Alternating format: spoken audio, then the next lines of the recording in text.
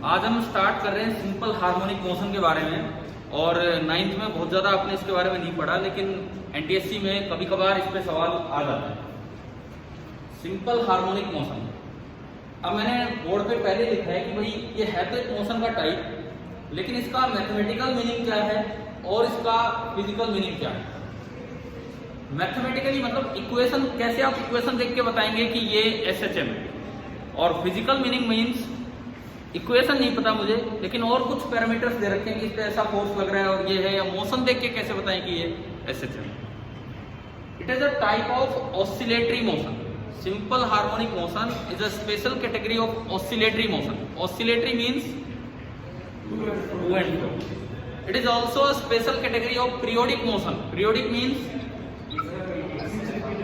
Periodic motion तो वो होता है जो अपने आप को रिपीट करे, उसका ऑसिलेटरी होना कोई जरूरी नहीं होता है। सन के अराउंड अर्थ का रिवॉल्यूशन भी क्या है, पीरियोडिक। क्या वो ऑसिलेटरी है? नहीं है, तो उसका ऑसिलेटरी होना बिल्कुल भी जरूरी नहीं है। तो एक ऑसिलेटरी मोशन भी हो, पीरियोडिक मोशन भी हो, और फिर कुछ और कंडीशंस हो, तो जाके वो क्या बनता है, एसएचएम, सिंपल हार्मोनिक मोशन। तो आज हम पहले सीखें कि इसको पहचानना कैसे, क्या कंडीशंस होती हैं एसएचएम की। तो देखिए, सबसे पहले मैं आता हूँ मैथमेटिकल मीनिंग। क्या मतलब है इसका? जैसे सपोज ये कोई एक्सिस है, एक्स एक्सिस, और इसके अलोंग कोई पार्टिकल एसएचएम कर रहा है। ये एक्स एक्सिस है और इसके अलोंग कोई पार्टिकल एसएचएम कर रहा है, ठीक है। मैंने माना कि एक पोजीशन है जिसको मैं बोलता हूं mean position. Mean position means कि जब उस जगह से पार्टिकल निकलेगा तो उस पर फोर्स कितना था, 0। समझ गए? उसकी एक्सेलरेशन कितनी थी, 0। उसको हम बोल देते हैं मीन पोजीशन। तो ये आपने मान लिया कि भाई ये है मीन पोजीशन। यहाँ पे this is the mean position. Let it be origin. X axis का मैं कहता हूँ कि ओरिजिन भी यही है। ये थोड़ा सा आगे तक लेके जाता हूँ। एक्स एक्सिस पार्टिकल ओरिजिन के अबाउट ऑसिलेट कर रहा है, ठीक है। पार्टिकल कभी इधर तक जाते हैं फिर वापिस आते हैं। मैक्सिमम जहां तक वो जा पाता है that is x is equal two plus A. Origin से ए तक वो जा पा रहा है, तो ए को हम क्या नाम देंगे, एम्पलीट्यूड। ऐसे ही नेगेटिव साइड में वो जाएगा कहां तक, माइनस ए तक। यहां पे ए को बोलते हैं peak value of x, peak value of displacement, या फिर एम्पलीट्यूड, कितना एम्पलीट्यूड हुआ, कहां तक वो जा पा रहा है। ये है आपका एक्स। क्लियर है यहां तक? इसके बाद देखिए जनरल इक्वेशन। भाई पीरियोडिक मोशन है, एसएचएम होगा तो ऑसिलेटरी भी होगा और पीरियोडिक भी होगा। पीरियोडिक है तो एक टाइम पीरियड होगा उसका कुछ। Let time period be capital T. अगर टाइम पीरियड कैपिटल टी है तो एक टर्म डिफाइन होती है जो हम 9th में पढ़ के आए होते हैं, एंगुलर फ्रीक्वेंसी, जिसको ओमेगा से डिनोट करते हैं। और ओमेगा कितना होता है, पढ़ा है ना ये? फ्रीक्वेंसी होती है 1/t, एंगुलर फ्रीक्वेंसी होती है 2π/t। क्लियर? मैं आता हूं इसकी जनरल इक्वेशन क्या होगी। मीन पोजीशन आपने ओरिजिन पे मान ली, ठीक है। मीन पोजीशन ओरिजिन पे मान ली। किसी भी टी टाइम पे सपोज वो पार्टिकल यहां है और इसको मैंने जनरल एक्स पोजीशन बोला। एट टाइम टी टाइम पे पार्टिकल यहां है, तो उसकी एसएचएम की जो इक्वेशन होती है इन जनरल क्या लिखी जाती है, सुनिए। एक्स मीन्स किसी भी समय कहां वो होगा, एक्स को as a function of time लिखना, ये होती है उसकी मैथमेटिकल इक्वेशन, ठीक है। और ये साइनोसॉइडल फॉर्म में होती है, इस तरह की जनरल फॉर्म होती है। X is equal to capital A. Capital A तो बाहर क्या लगा हुआ है इसका, एम्पलीट्यूड। एम्पलीट्यूड कितना मोशन का वो देख के, इनटू साइन ऑफ फेज। और फेज में लिखा जाता है omega t plus some constant value. पहले इक्वेशन पहचानना सीखिए कि कैसे एसएचएम हम आइडेंटिफाई करें कि एसएचएम क्या होगा। इसको साइड में करूं थोड़ा,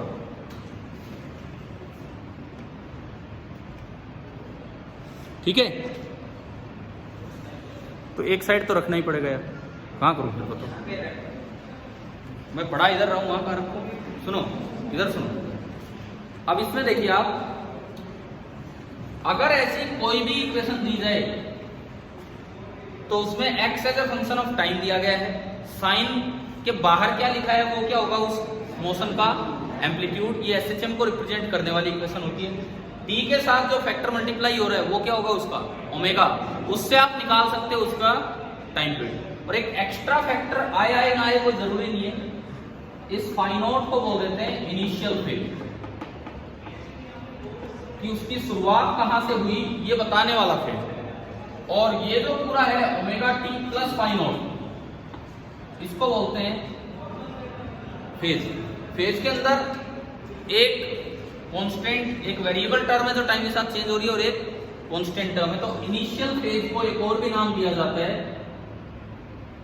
इनिशियल फेज को एक और भी नाम दिया जाता है phase constant. Phase constant. Sir net नहीं आता यहाँ पे, बार बार डिस्कनेक्ट हो लाइव इधर वाईफाई अभी नहीं बन पाया, लग गया कुछ अगर है तो उससे कनेक्ट कर। चलिए देखिए तो अभी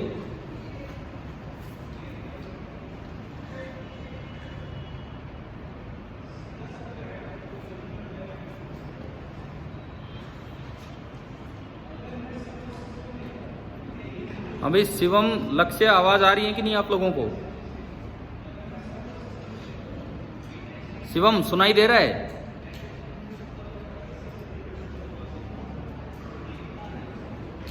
इसलिए पूछ रहा हूं, आप कल कह रहे थे आवाज नहीं आ रही, वो उससे चल रहा था लाइक। देखो अब इधर सुनो, इक्वेशन से कैसे पहचाने कि कैसा एसएचएम है, कहां तक जा रहा है, पहले हम वो सीख रहे हैं। मान लो आपको एक इक्वेशन दी गई, सिंपल एक इक्वेशन कि x is equal to 4 sin 100 phi t, बस ये एक एसएचएम की इक्वेशन दी गई है। 4 sin 100 pi t ये एक इक्वेशन दी गई है। इसमें आपसे पूछा जा रहा है सबसे पहली बात, मीन पोजीशन कहां है बताओ। मीन पोजीशन ओरिजिन पे है कि कहीं और है? कैसे कैसे देखते होता है ना, फाई नॉट थी 0, उससे भी नहीं पता लगता। ढंग से मैं बताता हूँ कि कैसे कैसे आप देखते हो। मैं मीन पोजीशन की बात कर रहा हूँ। मीन पोजीशन कहाँ है, दोबारा से सुन लो। मीन पोजीशन कहाँ है, उसका फेज से कोई लेना देना नहीं है। उसका किससे लेना देना है कि उधर आप ये टर्म बचा के रखो, उधर ये टर्म बचा के रखो, इधर क्या बचा है x प्लस 3 बचता तो उसको 0 करते तो x आता -3, तो मीन पोजीशन हो जाता -3 पे। x -3 आता उसको 0 करते तो मीन पोजीशन कहाँ हो जाती 3 पे। सपोज ये इक्वेशन ऐसे होती -7, बस ये इक्वेशन होती, इस तरह की इक्वेशन होती। मीटर में है ये सब कुछ, ऐसा यूनिट में है। अब मैं आपसे पूछता कि बताओ मीन पोजीशन कहाँ है? t क्यों रखेंगे 0? मीन पोजीशन का टाइम से क्या लेना देना? मीन पोजीशन और इनिशियल पोजीशन क्या सेम होती है? क्या मीन पोजीशन और इनिशियल पोजीशन सेम होती है? मैं फिर दोबारा कहता हूं, मीन पोजीशन का फेज से टाइम से कोई लेना देना नहीं है। समझ में आ रहा है? ये कुछ भी हो सकता है, सपोज ये प्लस भी 7 आ सकता है, कुछ भी आ सकता है। अब सुनो, मीन पोजीशन कैसे निकालते हैं इक्वेशन देख के, वो सुनिए। ये टर्म अलग रखो, साइन ओमेगा टी वाली टर्म। इसके अलावा जो है ना कांस्टेंट एक्स की साइड भेज दीजिए। इसके अलावा कांस्टेंट्स आप एक्स की तरफ भेजिए, तो आपकी इक्वेशन आई x - 7 is equal to 4 sin 100 pi t। आप बताओ क्या यहां तक लिखना आया, समझ आया क्या किया? उसके बाद उसको उधर रहने दो, इसको 0 करो, वो जो x की वैल्यू आएगी वो क्या होगी? Mean position. जैसे आपने अभी जो स्टैंडर्ड इक्वेशन सीखी थी, स्टैंडर्ड इक्वेशन जो सीखी थी, इसमें अगर आप देखते हो स्टैंडर्ड इक्वेशन में इधर केवल ये साइन ओमेगा वाली टर्म है और कोई कांस्टेंट टर्म है नहीं, प्लस में माइनस में जो मैं उधर लेके जाऊं तो उधर ओनली क्या बचा? x बचा ना, तो मैं उसको 0 करूंगा तो मीन पोजीशन क्या आ गई? x बराबर 0। ऐसे इसमें देख के बताओ, उसको उधर रखा, मैं इसको इधर उठा लाया, मैं अगर इसको 0 करता हूं तो मीन पोजीशन कौन सी होगी?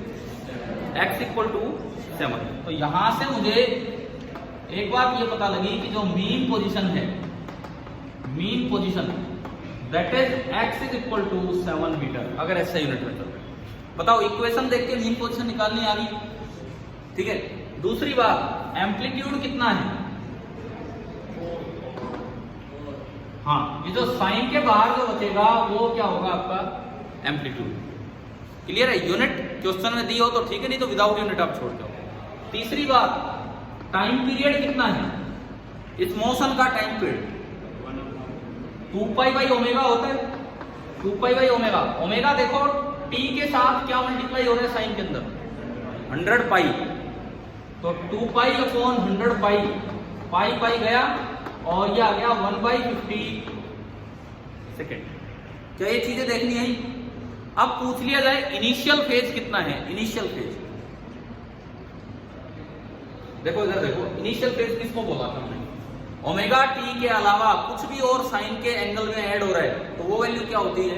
Initial phase. यहां कुछ ऐड हो रहा है कि नहीं हो रहा है? और वैसे सुनो, ये पूरा फेज होता है। इनिशियल मतलब t बराबर 0 पे फेज कितना है, तो t बराबर 0 पे फेज आ कितना रहा है? 0 आ रहा है, तो इस वजह से इनिशियल फेज कितना हो जाएगा? 0 हो जाएगा। समझ में आ रहा है? इनिशियल फेज की अगर बात की जाए 0 है। क्लियर है? अब आप इसका मतलब समझो कि इनिशियल फेज या फेज देख के आप मीन पोजीशन नहीं बताते हो। इनिशियल फेज क्या बताता है कि t बराबर 0 पे उसकी शुरुआत कहां से हुई। वो ये नहीं बताता कि मीन पोजीशन कहां है, वो ये बता सकता है कि t बराबर 0 पे उसकी शुरुआत मीन पोजीशन से हुई है या फिर एक्सट्रीम से। सुनो, एक पूरा एंगल होता है 360 डिग्री, फेज एंगल ही है। अगर इनिशियल फेज है 0, अगर इनिशियल फेज है 0, इसका मतलब इनिशियली पार्टिकल अपनी मीन पोजीशन पे था और पॉजिटिव साइड में जा रहा था। ध्यान से सीखनी ये बात है और एक बार में दिमाग में आ जाएगी। अब सीखिए, ये चौक है मेरे पास, बीच में मीन पोजीशन, ये पॉजिटिव एक्सट्रीम और ये नेगेटिव एक्सट्रीम। मुझे बोला जाए कि मीन पोजीशन ओरिजिन पे है, उसका फेज से कोई लेना देना नहीं। अगर फेज कोई मुझे बताएगा तो मैं उसको देख के ये नहीं बता पाऊंगा मीन पोजीशन का है। मुझे पहले बताया गया कि मीन पोजीशन ओरिजिन पे है, ये है मीन पोजीशन, ओरिजिन हो कुछ हो, ये है। अगर initial phase of the particle 0 है, इट मींस वो शुरुआत कहां से कर रहा है? मीन पोजीशन से, और किधर जा रहा है? Positive side. अगर इनिशियल फेज 90 डिग्री है, π/2 रेडियन में बोलते हैं, π/2, तो 1/4 साइकिल के बाद वो शुरुआत कर रहा है। 1/4 मतलब एक्सट्रीम पे। देखो, यहां से यहां 1/4, यहां से यहां 1/4, यहां से यहां 1/4 और वापिस यहां से यहां 1/4। समझ गए हो? अगर इनिशियल फेज π/2 दिया जाए तो पार्टिकल t बराबर 0 पे कहां था? पॉजिटिव एक्सट्रीम पे, और वहां से रेस्ट से स्टार्ट होगा। ठीक है? अगर इनिशियल फेज पाई है, इसका क्या मतलब है? अगर इनिशियल फेज पाई है, इसका क्या मतलब है? 180 डिग्री। t बराबर 0 पे शुरुआत तो मीन से ही कर रहे हैं, लेकिन किधर जा रहे हैं? पीछे की तरफ। t बराबर 0 पे उसने शुरुआत मीन पोजीशन से की, लेकिन किधर जाना स्टार्ट करेगा? पीछे। मैं एग्जांपल दूंगा, उससे क्लियर होंगे। अगर 3π/2 है, 270 डिग्री, तो कहां से शुरू हो रहा है वो? नेगेटिव एक्सट्रीम से। और 360 डिग्री और 0 डिग्री तो दोनों सेम होते हैं। एक बार डायग्राम बना के मैं दिखाता हूं कि किस तरह से होगा। देखिए, सारे इनिशियल फेजेस को एक बार मैं एक्सप्लेन करता हूं कि कैसे हम ये समझा पाएंगे।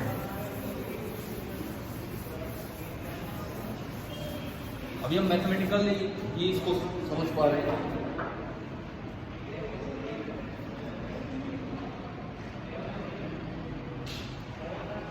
देखो, मान लो एक स्प्रिंग है और उसके साथ एक ब्लॉक अटैच है। एक स्प्रिंग है, उसके साथ एक ब्लॉक अटैच है, वहां से ब्लॉक का एंड। अगर स्प्रिंग अपनी नेचुरल लेंथ में है, अगर स्प्रिंग अपनी नेचुरल लेंथ में है, तो ब्लॉक पे नेट फोर्स कितना लग रहा है इस वक्त? 0। जहां नेट फोर्स 0 होता है, वो पोजीशन कौन सी पोजीशन होती है? Mean position. और इसको यहां से यहां तक ऑसिलेट हो रहे हैं, इसको यहां से लेके और यहां तक ऑसिलेट हो रहे हैं, ये हमें दिया गया। ठीक है? ये इसका एम्पलीट्यूड है, ए इधर, ए इधर। अब अगर इसकी इक्वेशन मुझे लिख के दिखानी हो, let this be the origin, let this side be the positive x axis, this distance be A. तो अगर मुझे इसकी पोजीशन इक्वेशन लिख के दिखानी हो एसएचएम की, तो जनरल इक्वेशन में लिखूं। आपने मीन पोजीशन कहां मानी है? ओरिजिन। तो क्या एक्स में कुछ घटेगा? वही कांस्टेंट नहीं घटेगा, इधर ओनली क्या आएगा? एक्स। अगर मीन पोजीशन 3 पे मानते तो इधर दिखता x - 3। समझ गए हो ना? ये तो मीन पोजीशन ओनली x पे लिखी, तो बराबर a, एम्पलीट्यूड ये दे रखा है a, sine of omega t plus क्या होगा? Fine omega. अब ये इनिशियल फेज कैसे डिसाइड होगा? क्वेश्चन में शुरुआत कैसे करवा रखी है? सुनो, अब ध्यान से सुनो। मान लो ये कहा जाए कि t बराबर 0 पे इसके एक मुक्का लगा दिया। यहाँ था ये t बराबर 0, मतलब जब ये स्टार्ट हुआ उस समय इसके एक मुक्का लगा दिया और ये मोशन स्टार्ट हो गया। इसको एक इंपल्स दे दिया, समझ गए, इंपल्सिव फोर्स लगा दिया, मोशन स्टार्ट हो गया। तो यूँ बताओ t बराबर 0 पे पार्टिकल कहाँ था? मीन पे, और किधर जाना स्टार्ट किया? Positive side. तो इनिशियल फेज कितना लिखा जाएगा? इनिशियल फेज 0, समझ गए हो? तो आपका जो इनिशियल फेज होगा वो कितना हो जाएगा? 0। इक्वेशन लिखना कैसे वो मैं बता रहा हूँ। दूसरा सवाल यूं है कि इसको यहाँ तक खींच के और फिर छोड़ा गया, फिर एसएचएम स्टार्ट हुआ। पहले इसको यहाँ ले गए और यहाँ से छोड़ दिया, अपने आप एसएचएम स्टार्ट हो गया। अब शुरुआत कहाँ से हुई है? Positive extreme. तो इनिशियल फेज जब आप ये इक्वेशन लिखेंगे तो यहाँ प्लस क्या लिखा जाएगा? π/2। 90 डिग्री मीन्स रेडियन में π/2। समझ आ रहा है क्या? क्लियर है? तीसरा केस, ये बैठा है, इसके मुख पर इधर लगा दिया, मतलब शुरू तो मीन से ही हुआ लेकिन नेगेटिव साइड। तो इनिशियल फेज कितना लिखा जाएगा इक्वेशन? पाई 180 डिग्री। और चौथा केस, इसको थोड़ा दबा दिया, दबा के रिलीज किया और फिर एसएचएम स्टार्ट हुआ। तो ये एक्सट्रीम, नेगेटिव एक्सट्रीम से स्टार्ट हुआ तो 3π/2। 3π/2। अभी आप बताओ क्या ये चारों केसेज आपको समझ आ गए हैं कि नहीं? इनिशियल फेज देख के आप सीधा ये बता सकते हो कि पार्टिकल कहां से शुरुआत। फेज की एक और इंपॉर्टेंट बात आप इधर देखिए अभी, कि फेज कितना जरूरी है हमारे लिए सीखना, उस पर ध्यान देना। इनिशियल फेज वाली बात आ गई है समझ में? ठीक है। दूसरी बात सुनो,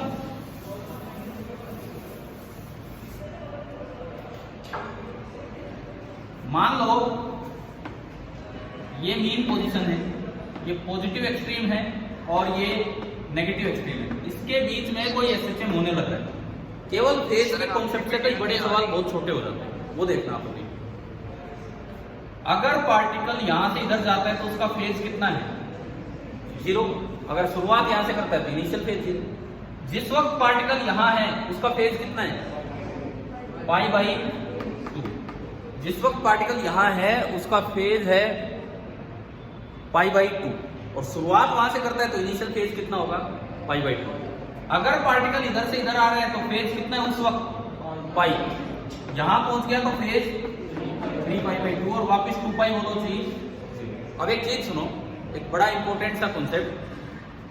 यहां है फेज 0, यहां है फेज π/2।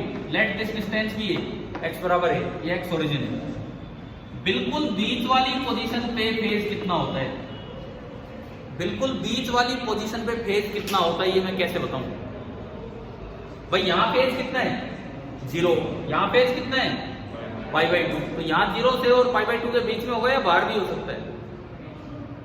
बताओ, बाहर भी हो सकता है। सुनो, उधर जाते समय तो 0 से π/2 के बीच में होगा और इधर आते समय π/2 से π के बीच में होगा। तो दो केस बनते हैं, एक बार ये जा रहा होगा और एक बार ये आ रहा होगा। ठीक है। जाते समय का इनिशियल, ये यहाँ का फेज बताता हूँ कैसे लिखना है। सुनिए, आपकी जनरल इक्वेशन है x, ओरिजिन पे तो मीन पोजीशन माना है आपने, x = a × साइन ऑफ, आगे जो भी है उसको हमने क्या बोला है? फेज। वही तो है फेज। आप किस जगह फेज निकालना चाहते हो? a/2 पे। x की जगह रख दो a/2, x की जगह रख दो a/2 बराबर a × साइन ऑफ फेज, मैंने फाई बोल दिया टोटल फेज को। a से घटा साइन फाई 1/2 आ गया तो फेज कितना एंगल है? 30 डिग्री। 30 डिग्री। क्लियर है? यानी कि जो फेज आया इस वक्त 30 डिग्री, रेडियन में कोई कहे तो π/6। अब मैं बताता हूं कि कुछ बड़ी अच्छी सी चीजें यहां से समझ में आएंगी, देखना, उनसे सवाल जल्दी हो। जब पार्टिकल यहां है तो फेज कितना है? 0। यहां पहुंचा तो फेज कितना हो गया? 30। मतलब आधे तक जाने में फेज चेंज कितने का हुआ? 30 डिग्री। और अगले आधे में 30 से 90, तो अगले आधे में फेज चेंज कितने का होगा? 60। सिमिलरली वापस आएगा 60, वापस आया 30। समझ आ रहा है? और ऐसे ही सेम इधर, यहां से और -a/2 तक आने में phase change 30 degree, 60 degree, again 60 degree and again 30 degree. क्या ये कुछ दिमाग में बैठा पिक्चर कि क्या है क्या नहीं? इसका यूज कैसे होता है? सुनो, इसका यूज कैसे होता है सवालों में। मान लो एसएचएम का period means time period t है, टाइम पीरियड का मतलब होता है पूरा एक रोटेशन हो जाना। पूरे एक रोटेशन में, पूरे एक साइकिल में फेज कितने से चेंज हो चुका है पूरी एक साइकिल में?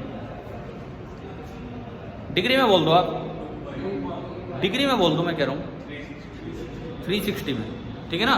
360 डिग्री का चेंज हो चुका है पूरी एक साइकिल में। कई बार जैसे ऐसे सवाल आ जाए जो इक्वेशन से बड़े हो जाते हैं, बच्चों को ट्रिग्नोमेट्रिक इक्वेशन नहीं सोल्व करनी आती तो वहां अटक जाते हैं। फेज से देखो कितनी जल्दी होगा। क्वेश्चन आया, find the time taken by the particle to go from A/2 to A। बस ये क्वेश्चन आ गया। कोई भी SHM है उसका टाइम पीरियड है T, कोई भी SHM हो रहा है उसका टाइम पीरियड है T। Find the time taken by the particle, कहां से कहां तक जाने में? A/2 से A तक जाने में। फेज से, चलो फेज यूनिटरी मेथड से क्वेश्चन करवा देगा। आप ये बताओ यहां से यहां जाने में फेज चेंज कितने का है? 60 डिग्री का है। अब लगा दो यूनिटरी मेथड।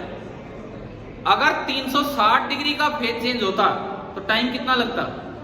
T। समझ गए हो? अगर 360 डिग्री का फेज चेंज होता तो टाइम लगता T। यूनिट फेज चेंज होता तो टाइम कितना लगता? T/360। और मैं कहता हूं कि A/2 से A तक जाना है, A/2 से A तक जाना है, कितना चेंज है? 60 डिग्री। तो 60 डिग्री में T/360 इंटू 60, T/6 क्या होता है? यहां से यहां तो बच्चा आसानी से बता देता है, 1/4 है T/4, 1/4। लेकिन दिक्कत इनमें आती है यहां से यहां, यहां से यहां, कोई भी फेज। अच्छा मैंने तो बिल्कुल बीच का ही ले लिया A/2। अगर किसी जगह का फेज निकालना तो ऊपर तरीका बताएं, समझ गए हो? इस तरीके से आप जा सकते हैं। एक क्वेश्चन ले, इससे समझ आया कि नहीं आया? बताओ फेज की क्या इंपॉर्टेंस है? इसको फेजर बनाकर फिर कैसे करते हैं? फेजर नहीं, अभी कोई रोल ही नहीं है फेजर का। फेजर का यूज कब होगा? जब एक साथ दो SHM एक पार्टिकल पे डाल दिए जाएंगे ना। एक साथ अगर दो SHM एक पार्टिकल पे लाद दिए जाएंगे, दो फोर्स लग रहे हैं, वो दो SHM करवा रहे हैं, उससे रिजल्टेंट SHM क्या होगा वो देखने के लिए फेजर होगा। यहाँ कोई रोल, कोई इंपॉर्टेंस नहीं है फेजर। समझ गए हो? ऐसा भी हम करेंगे कि कॉम्बिनेशन ऑफ 2 SHM, उसमें हम सीख रहे होंगे फेजर वाला काम। चलिए एक क्वेश्चन आप कीजिए। एक पार्टिकल SHM कर रहा है x एक्सिस के अलोंग, और उसकी इक्वेशन दी है x - 3 equal to 4 into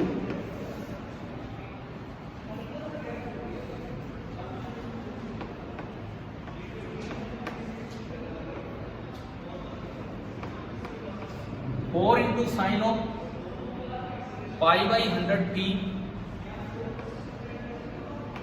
plus π/6।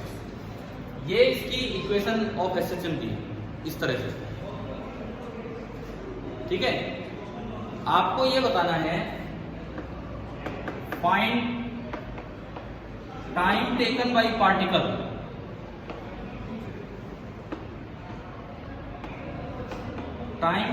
Particle to go from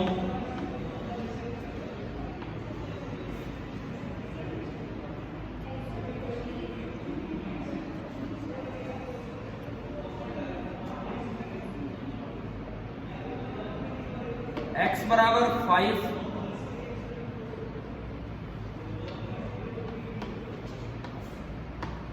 to x बराबर 5 से 3 तक जाने में उसे कितना समय लगेगा ये आपको बताना है। मतलब सवाल तो एक बना दिया, लेकिन इसको आप एनालाइज करो कि क्या इक्वेशन दी है, क्या आप समझ सकते हो इस चीज से। ये हमारा काम।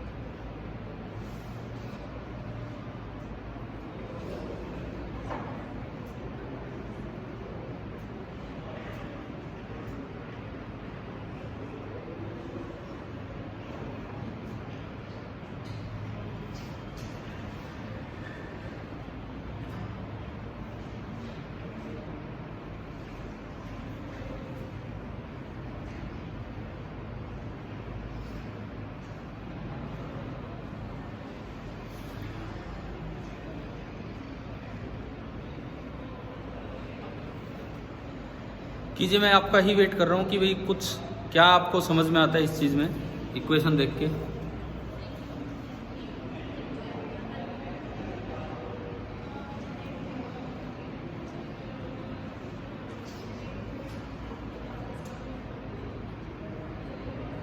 अच्छा चलो सुनो, पूछते हैं हम आपसे एक बार, देखते हैं क्या आएगा क्या। सबसे पहली बात ये बताओ, ये जो SHM होने लग रहा है, x लिखा है तो अमाउंट x एक्सिस होगा, इसकी मेन पोजीशन कहाँ है? ये तो बात आती है ना समझ। मतलब अगर 0 कहीं हो तो पड़ा रहेगा, मेन पोजीशन उसकी है, मैं थोड़ा बना दूं, 1 2 3 4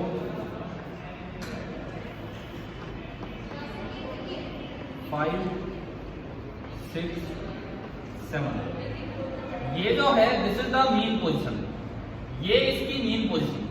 क्लियर है? क्या t बराबर 0 पे उसने मीन से शुरुआत की है? बताओ, क्या t बराबर 0 पे उसने मीन से शुरुआत की? ये बात फेज देख के बताई जाती है। क्या इनिशियल फेज 0 है? दिख रहा है कहाँ है? 5/6, तो मतलब यहां से शुरुआत नहीं। ठीक है, क्लियर है ना? इक्वेशन पहचानना सीखो। x-3 मीन्स की 3 मीन पोजीशन है, लेकिन शुरुआत वहां से होना जरूरी नहीं। अब एम्पलीट्यूड की बात करो, एम्पलीट्यूड कितना है? 4। इसका मतलब ये 4 तो यहां तक जाएगा, 3 से 4 7 पे गया, ये एक्सट्रीम पोजीशन हो गई। और ऐसे 4 इधर आएगा तो कहां तक जाएगा? -1। यानी कि this is the span of SHM। Span मतलब कितनी दूरी में? इस 8 मीटर में जो ऑसिलेट कर रहे हैं। क्लियर है? Double of amplitude is called the span of SHM। Clear हुआ यहां तक? उसके बाद देखो, इनिशियल फेज कितना? 5/6 का क्या मतलब है?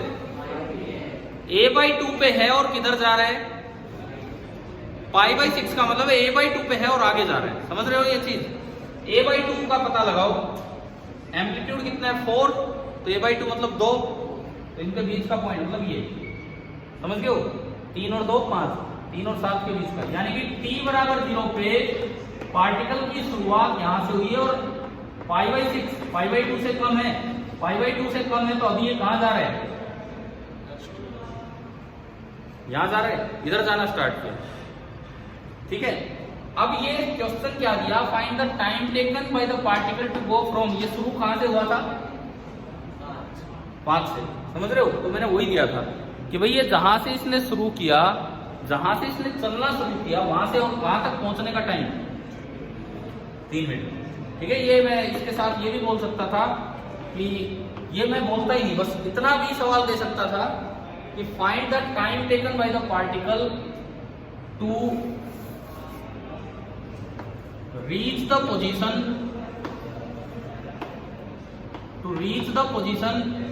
x बराबर 3 metre for the first time. समझ गए हो? एक ही बात हो, बस ये पूछ लिया भाई। अब ये और भी अच्छी तरीके से लिखा गया, आपको बोला ही नहीं गया कहां से शुरुआत है, तो आपको खुद देख, शुरुआत कहां से है इसमें? 5 से, और कहां तक जाने का टाइम पूछा है? 3 तक। या सीधा आएगा 5 से 3, पहले आगे जाएगा और फिर वापिस आएगा। अब बताओ, क्या इक्वेशन देख के SHM समझना आया कि नहीं आया? कैसे?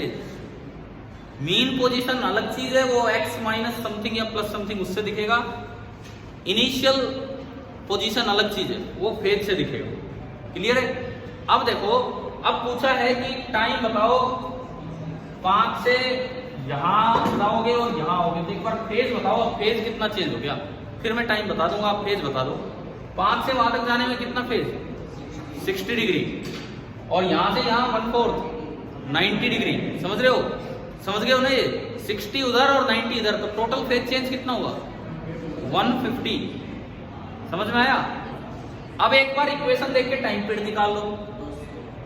देखो, टाइम पीरियड होता है 2π बाई ओमेगा। ओमेगा कितना है? π/100। तो टाइम पीरियड कितने सेकंड आ गया? 200 सेकंड। अब केवल लगा दो यूनिटरी मेथड। कैसे लगाएं? टाइम पीरियड का मतलब कितना फेज चेंज? 360 डिग्री। तो 360 डिग्री का फेज चेंज होने में टाइम लगा 200 सेकेंड। 1 डिग्री का फेज चेंज होने में टाइम लगेगा 200 बाई 360। और हमें कितना चाहिए फेज चेंज, वो समझना ज्यादा जरूरी है। वो आ गया समझ। 60 डिग्री तो ये और 90 डिग्री ये, तो 150 डिग्री। तो 150 डिग्री का अगर आप फेज चेंज करोगे, 150 डिग्री का अगर आप फेज चेंज करोगे, मैं ऊपर लिखता हूं, 150 डिग्री का अगर आप फेज चेंज करोगे, इसी को अगर मैं आगे बढ़ाऊं तो 200 बाई 360 इंटू 150, यानी कि इतने सेकंड आ जाएगा, 200 से कम आएगा। मतलब इस एक सवाल ने आपको एक तो इक्वेशन को समझना बताया कि भाई उससे एसएचएम कैसे हम आइडेंटिफाई करें, और दूसरा फेज की इंपॉर्टेंस क्या है वो समझना है। अगर नहीं समझ में आया हो तो अभी बताओ, ताकि मैं दोबारा आपको समझाऊंगा। आ गया समझ? अगर क्वेश्चन इतना सा होता, find the time taken to reach to x बराबर 7 फॉर द फर्स्ट टाइम, तो 5 से 7 जाने का तो पिछला ही सवाल हो गया। कितने का चेंज आता? 60 का। तो t/6 आंसर आना था, यानी कि 200/6। अगर क्वेश्चन होता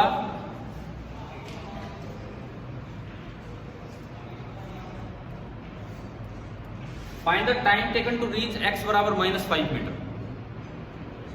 x बराबर -5 तक आने में कितना टाइम? -5 पे तो गया ही नहीं, -5 नहीं कहना चाह रहा था मैं, -1, ओनली 1। मेरा सवाल ये होता कि find the time taken to reach the position x बराबर 1 metre for the first time, और फॉर द फर्स्ट टाइम ना बोले तो भी फॉर द फर्स्ट टाइम ही ले लें। बस फेज बता दो आप। देखो सुनो, ये कितना 60, फिर यहां से यहां 90 डिग्री, 90 एंड 60 150, और फिर यहां से यहां 30, 150 प्लस 30 180, तो टाइम का आधा लग जाता है। समझ गए हो? तो आंसर आ जाता 100 सेकेंड। अभी बताओ, ये फेज देखना आ गया, इक्वेशन देखनी आ गई समझ में? ये था इसका मैथमेटिकल मीनिंग। क्या होता है, किस तरह से एसएचएम को मैथमेटिकली रिप्रेजेंट किया जाता है। क्या सभी को क्लियर है? ठीक है। अब देखो, एक सवाल देता हूं कि भाई आपको आइडेंटिफाई करना है कि ये मोशन एसएचएम है या नहीं। 4 इक्वेशंस में लिख के बता रहा हूं।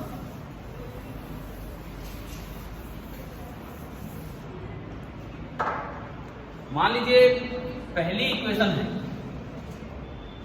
बस मैं इक्वेशन ही लिखता हूं, x is equal to 3 sine 100 pi t। दूसरी इक्वेशन है x plus 7 is equal to 4 sine 2t।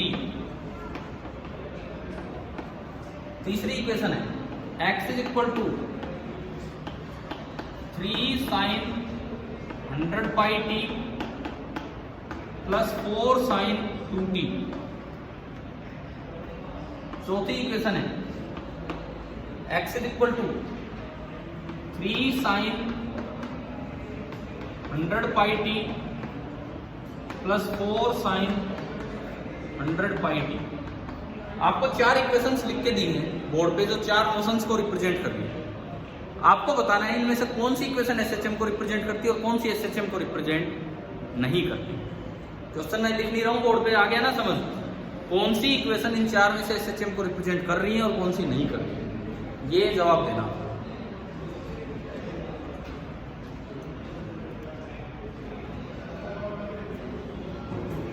बताओ, पहली इक्वेशन कर रही है ना, ये तो स्टैंडर्ड इक्वेशन है, यानी कि ये इक्वेशन तो एसएचएम हमें दिखा है। दूसरी इक्वेशन ये भी करती है, मीन पोजीशन बस ओरिजिन पे नहीं है, कहाँ है मीन पोजीशन? -7। समझ गए हो? ये भी एसएचएम को रिप्रेजेंट करती है। अब तीसरी इक्वेशन देखो, तीसरी इक्वेशन में एक पार्ट एसएचएम है कि नहीं है, दूसरा पार्ट एसएचएम है कि नहीं है। क्या 2 एसएचएम्स का कॉम्बिनेशन भी एसएचएम होता है कि नहीं होता? अब ध्यान से सुनो, 2 एसएचएम्स का कॉम्बिनेशन एसएचएम तब होता है, 2 कंडीशन है।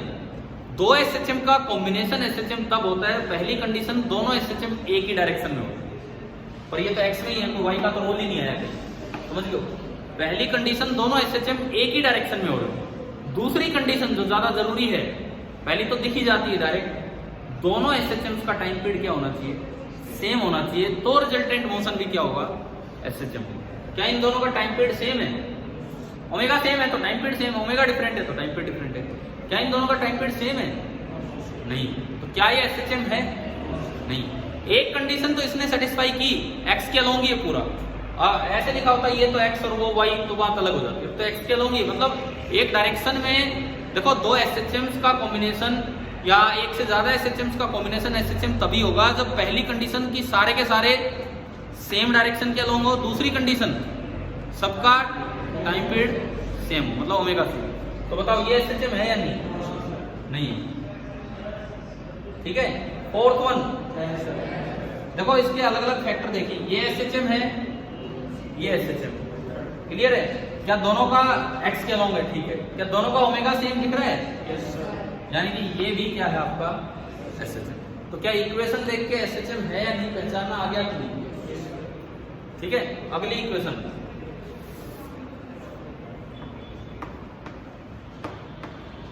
x इज इक्वल टू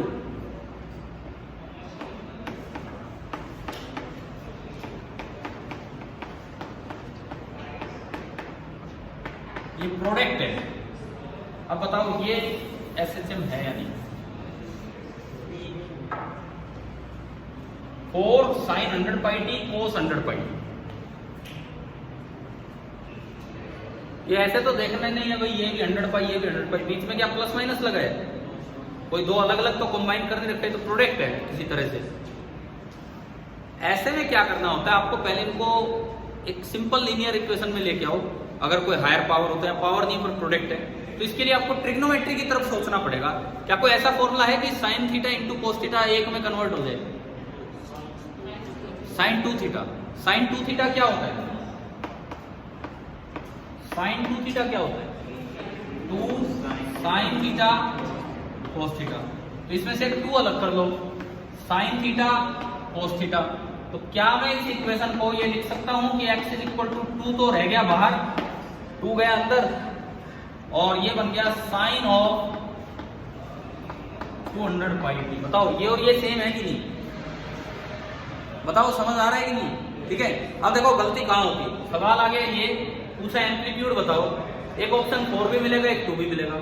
ज्यादातर बच्चे तो ये देख जाते हैं भाई इसके बाहर क्या लिखा हुआ है, बाहर वाला इन बोलते हैं, जबकि आंसर क्या है एम्पलीट्यूड का? 2। दूसरी गलती, ओमेगा पूछ ले, ओमेगा पूछ ले, पहली बार में दिमाग में आता है कि ओमेगा कितना है, 100 पाई। क्या ओमेगा 100 पाई है इस सिस्टम का? कितना है? 200 पाई। तो ये मैथमेटिकली वो काम है जिसमें थोड़ा ट्रिग्नोमेट्री की इन्वॉल्वमेंट है, जो आपको समझ आना चाहिए। बताओ समझ आ गया? क्लियर है ना ये? ठीक है। एक और ऐसी इक्वेशन देता हूं,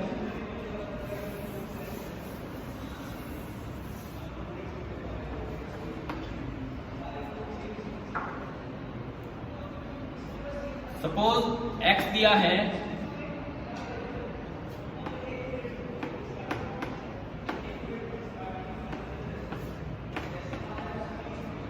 बस ये दे दिया, ये भी लीनियर टर्म नहीं है, साइन स्क्वायर आ गया। क्या ये एसएचएम है? अगर है तो क्या इसकी मीन पोजीशन है, क्या इसका टाइम पीरियड है, क्या इसका एम्पलीट्यूड है? ये सवाल। फिर से हमें फॉर्मूले सोचने होंगे ट्रिग्नोमेट्री। क्या आपने ये पढ़ा है कि cos 2 थीटा के 3 फॉर्मूले, cos square theta minus sine square theta, या 2 cos स्क्वायर थीटा माइनस 1, पता है कि नहीं पता? बताओगे? अरे पढ़े हुए कि नहीं ये फॉर्मूले? नहीं पढ़े भाई, तो ये भी काम आते हैं यहाँ पे एसएचएम। जैसे साइन 2 थीटा का फॉर्मूला होता है, ऐसे cos 2 थीटा का होता है, cos square theta minus sine square theta. अगर मैं साइन स्क्वायर को रख दूं 1 माइनस cos स्क्वायर थीटा तो ये बन जाएगा, और अगर मैं cos स्क्वायर को रख दूं 1 माइनस साइन स्क्वायर थीटा तो ये बन जाएगा। समझ आ रहा है? अब यहां से देखो, cos 2 थीटा ये आया, cos 2 थीटा ये आया, तो यहां से 2 साइन स्क्वायर थीटा कितना हो गया? 1 माइनस cos 2 थीटा। ये इसमें यूज करो, 2 sin स्क्वायर थीटा आया 1 माइनस कोस 2 थीटा, तो 2 तो अलग कर लो, 2 तो अलग कर लो और बचा 2 sin square 2t। 2 sin square theta is 1 minus cos 2 थीटा। तो ये आपकी इक्वेशन बनी x is equal to 2 into 1 minus cos of double angle, तो 2t का डबल कितना हो गया 4t। समझ आया? अब देखो x is equal to 2 minus 2 cos 4t, clear? 2 को इधर ले जाओ, x minus 2 is equal to minus 2 cos 4t। एक बार ये बताओ कि यहां तक समझ आ गया? यहां तक तो मैथमेटिकल काम था, मैं इसका वो बताता हूं कि क्या है, कैसा इसे चलना। x minus 2 is equal to minus 2 into cos of 4t। या देखिए x minus 2 is equal to 2 into sine of 4t plus something. थोड़ा ट्रिग्नोमेट्री पे और चलते हैं। मुझे लगता है आप सब लोगों को एंगल वेंगल देखने आते हैं कि फर्स्ट क्वाड्रेंट में कौन सा पॉजिटिव 90 डिग्री पे वो चेंज हो जाता है ना? तो अब आप यूं सोचो माइनस कोस थीटा कब निकल के आएगा? साइन 270 प्लस थीटा क्या होता है? साइन 270 प्लस थीटा क्या होता है? 270 पे साइन किस में चेंज हो जाएगा? कोस में, पता है कि नहीं? और साइन 180 प्लस थीटा लो, sine 180 plus theta, sine 180 plus theta क्या होता है? आपको पता है कि नहीं पता? ये कन्वर्जन मैथ्स में नहीं आए ये भी, बताओ। देखो 180 प्लस थीटा कौन से क्वाड्रेंट में गया है ये बताओ? थर्ड में साइन पॉजिटिव होता है कि नेगेटिव? इतना तो पता ही है। यानी कि साइन ऑफ 180 प्लस थीटा, या आप उसको थीटा प्लस 180 भी लिख सकते हो, दैट इज इक्वल टू एक बार तो माइनस, और 180 पे तो नो चेंज, तो ये तो आया माइनस साइन थीटा। लेकिन यहां क्या है? कोस है। तो आप और आगे चलो, sine 270 plus theta, fourth quadrant में जा रहे हैं। फोर्थ में साइन पॉजिटिव होता है कि नेगेटिव? नेगेटिव। और 90 और 270 पे साइन चेंज हो जाता है किसमें? कोस में। So this is equal to minus cos theta. थोड़ा ट्रिग्नोमेट्री का पॉइंट चला जाता है यहाँ पे। तो अब देखो आप माइनस कोस थीटा, ये पूरा थीटा, इसको आप लिख सकते हैं साइन थीटा प्लस 270। माइनस गया, कोस गया, मैंने क्या लिख दिया? Sine theta plus 270 3 pi by 2। अब बताओ क्या ये एसएचएम की इक्वेशन की फॉर्म में आ गई है कि नहीं? एसएचएम की इक्वेशन आया समझ? थोड़ा ट्रिग्नोमेट्री का रोल, लास्ट टाइम ना भी आए तो कोई बात नहीं, आपका यहां तक हो गया। आपसे पूछा जाए बताओ मीन पोजीशन कहां है? 2 मीटर। एम्पलीट्यूड कितना है? ये माइनस तो अंदर जाएगा, एम्पलीट्यूड कितना है? 2। टाइम पीरियड कितना है? यहीं से देख के पता लगेगा। ओमेगा दिख गया? ओमेगा 4 है तो टाइम पीरियड होगा 2 पाई बाई 4। समझ गए हो? बस ये आखिरी एडजस्टमेंट तो केवल इसलिए थी कि इनिशियल फेज का भी पता लग जाए। अब यूं बताओ, अगर इनिशियल फेज 3 पाई बाई 2 है तो ये शुरुआत कहां से हुई है? Negative extension. तो अभी मुझे एक आइडिया दो कि क्या आपको इक्वेशन से एसएचएम पहचानना आ गया है कि नहीं? फेज का क्या मतलब है वो देखना आ गया है कि नहीं? फेज की वैल्यू से मीन पोजीशन कभी डिटरमाइन नहीं होती। मीन पोजीशन तो x माइनस क्या है वो देखना है। फेज केवल ये बताएगा कि वो शुरुआत मीन से हुई है या कहीं और, कहीं एक्सट्रीम से या किसी भी और जगह। तो एसएचएम की हमने शुरुआत की, कुछ दिन 1-2 दिन पढ़ते हैं एसएचएम, क्योंकि आपने बिल्कुल भी नहीं पढ़ा हुआ था। क्या यहाँ तक क्लियर है इक्वेशन वाला काम? ठीक है। अब इन्होंने एक बात की थी फेजर की। आज मैंने बताया अलग अलग एसएचएम्स को आप कंबाइन करते हो तो रिजल्टेंट मोशन एसएचएम कब होगा? पहली बात एक ही डायरेक्शन के अलोंग हो, दूसरी बात टाइम पीरियड क्या हो? सेम। तो अगर कंबाइन होने के बाद भी एसएचएम बन रहा है तो उसका टाइम पीरियड क्या होगा? सॉरी, उसका रिजल्टेंट क्या होगा? ये आता है, मतलब एम्पलीट्यूड क्या होगा? रिजल्टेंट नहीं, उसका एम्पलीट्यूड क्या होगा? तो हम इस चीज पे चलते हैं। टाइम पीरियड तो सेम होगा, मैं यहां क्लियर करता हूं ये चीज।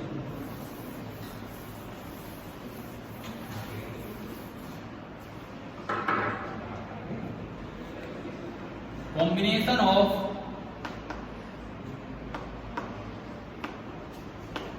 टू SHMs, दोनों की डायरेक्शन क्या है, सेम है, ऑफ सेम टाइम। ये हम सीख रहे हैं, समझ आ रहा है ना क्या कर रहे हैं इसमें। माना हमने कि एक SHM x के अलोंग है एंड उसकी इक्वेशन है A1 sin ओमेगा t, बस। दूसरा SHM भी x के अलोंग ही है और किसी भी इंस्टेंट पे उसकी इक्वेशन है A2 sin omega t plus some five. थोड़ा थोड़ा डिफरेंस किया है दोनों में, थोड़ा थोड़ा। एम्पलीट्यूड अलग कर दिया, पहली बात डायरेक्शन क्या है, सेम। दूसरी बात टाइम पीरियड। तो इसका मतलब रिजल्टेंट अगर एक साथ ये दो मोशन एक पे थोप दिए जाएं तो भी उसका मोशन कैसा होगा, SHM। क्या इनिशियल फेज सेम है दोनों का, इसका तो 0 है और इसका 5 है, ठीक है। अब मैं अगर आपसे पूछूं कि इनको देख के बताओ कि फेज डिफरेंस कितना है, इसके फेज में से इसका फेज घटा तो ओमेगा टी घट गया, तो फेज डिफरेंस कितना है, 5, ठीक है। अब मुझे रिजल्टेंट बनाना है कि रिजल्टेंट की इक्वेशन क्या होगी तो x के अलाउंगी। अब सुनो उसका तरीका सुनो, जो इन्होंने नाम लिया फेजर मेथड। फेजर की डिटेल तो यार हम आपको 12th में ही बताएंगे कि फेजर होता क्या है। आपके भाई बहन अगर 12th में हो तो आप उनसे समझ सकते हैं, बाकी कोई अभी जरूरत नहीं है कि फेजर क्या होता है। फेजर एक वेक्टर लाइक रिप्रेजेंटेशन होता है एक वेव का, वेव की सी इक्वेशन का वेक्टर की तरह रिप्रेजेंटेशन हो, उसको क्या बोलते हैं, फेजर। एग्जैक्ट मैथमेटिकल डेफिनेशन हम 12th में सीखेंगे, अभी जो आपके काम आना है वो मैं आपको सिखाऊंगा। फेजर से, फेजर एडिशन से रिजल्टेंट एम्पलीट्यूड, रिजल्टेंट कैसा मोशन होगा वो पता लगेगा। कैसे, सुनो। पहली इक्वेशन ये दिख रही है आपको, इसका इनिशियल फेज कितना है, इनिशियल फेज 0। आप क्या करो, एक सीधी लाइन लगाओ, केवल दो परपेंडिकुलर एक्सिस डाल दो, बस। कोई बताने की जरूरत नहीं कौन से एक्सिस है क्या है, छोड़ो। आपने दो परपेंडिकुलर एक्सिस बनाए, पहले का जो फेज है, इनिशियल फेज कितना है पहले का, इनिशियल फेज 0 और एम्पलीट्यूड कितना है, A1। तो आप A1 मैग्नीट्यूड का एक वेक्टर बना दो 0 एंगल पे, मतलब सीधा। ये लो, पहले का फेजर बन गया। ये है इस इक्वेशन का फेजर। जो इनिशियल फेज है उतना तो एंगल दिखा दो, 0 है तो 0 पे सीधा, और जो इसका एम्पलीट्यूड है वो उसका क्या बना दो आप, मैग्नीट्यूड वेक्टर। दूसरे का इनिशियल फेज बताओ कितना है, फाई नोट, मतलब एंटी क्लॉकवाइज फाई नोट, समझ गए, पॉजिटिव डायरेक्शन ये है। और कितना बड़ा वेक्टर बनाना है जितना इसका एम्पलीट्यूड है, 8। एक वेक्टर बनाओ जिसका मैग्नीट्यूड है A2, कितने एंगल पे बनाना है, 5। वेक्टर सम तो मुझे लगता है सबने 9th में सीख रखा है। तो आप क्या करो, ये पैरेललोग्राम कंप्लीट करो, किया, अब रिजल्टेंट दिखाओ। ये जो रिजल्टेंट होगा ये इन दोनों का जो कंबाइंड मोशन होगा उसका क्या दिखाएगा, एम्पलीट्यूड। और ये जो एंगल होगा, let this angle be alpha, ये एंगल दिखाएगा इस कंबाइंड मोशन का इनिशियल फेज। भाई इस अकेले मोशन का एम्पलीट्यूड कितना है, A1, इनिशियल फेज कितना है, 0। इस अकेले मोशन का एम्पलीट्यूड A2, इनिशियल फेज 5। तो इस अकेले नहीं, इनके कंबाइंड मोशन का एम्पलीट्यूड तो कितना होगा, A, और इनिशियल फेज अल्फा। मतलब जो रिजल्टेंट बनेगा वो ये बनेगा x = सम A sin। अब मैं टाइम पीरियड की बात करूं, अगर दोनों का टाइम पीरियड सेम है तभी तो SHM बना होगा।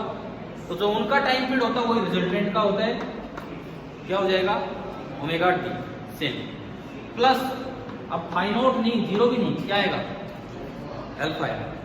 ये होता है कि हम रिजल्टेंट इक्वेशन को किस तरीके से कंबाइन करते हैं, दो इक्वेशंस को किस तरीके से कंबाइन करके रिजल्टेंट लाते हैं और कैसे उसकी वैल्यू लिखते हैं। एक क्वेश्चन करवाऊं इस पे ताकि ये समझ आए कि क्या है। यहीं पे आसान बातें हैं। सपोज ये मैंने लिया 3, ठीक है, ये मैंने लिया 4, डिग्री में ही लिख देता हूं, ये मैंने लिया 90 डिग्री। आपको रिजल्टेंट एसएचएम की इक्वेशन लिखनी है, उसका एम्पलीट्यूड बताना है, ये लगा। टाइम पीरियड तो इसमें भी ओमेगा इसमें भी ओमेगा लिख रहे हैं, तो टाइम पीरियड सेम है ना, तो मोशन एसएचएम होगा। तो सब ये आप नोट कर रहे हो कि नहीं साथ साथ कुछ? कैसे फिर जाके वीडियो देखते हो? ये अच्छी आदत हुई यार आपकी, रोज ऐसे करने लगे क्या? नहीं वीडियो तो मैं डालूंगा, कोई बात नहीं, ठीक है चलो जैसा भी है। इससे तो हम थोड़ा ज्यादा पढ़ा पाएंगे अगर आप इसमें टाइम नहीं लगा रहे हैं। तो मैं बताऊं अब इसमें चेंज, देखो सुनो, कोई बातें नहीं, इधर सुनो। सबसे पहली बात, पहले का एम्पलीट्यूड कितना है? 3, सीधा बनाया क्योंकि इनिशियल फेज कितना है? 0, ये फेजर एडिशन होता है। अब दूसरे का एम्पलीट्यूड कितना है? कितने एंगल पे? तो 90 डिग्री पे आप ये 4 बना दो। अब पैरेललोग्राम कंप्लीट कर लो, तो ये रिजल्टेंट होगा कितना होगा? ये 5, और ये एंगल आपको दिखना चाहिए 5 और 3 के बीच का 53 डिग्री। तो ये लो यार इक्वेशन ही आ गई। x बराबर एक ही जगह तो ओमेगा सेम रहेगा और अल्फा की जगह 53। बताइए क्या है कॉम्बिनेशन, समझ आया कि नहीं आया? ठीक है, ठीक है, तो आगे फिर कल अपना कंटिन्यू करते हैं। Thank you.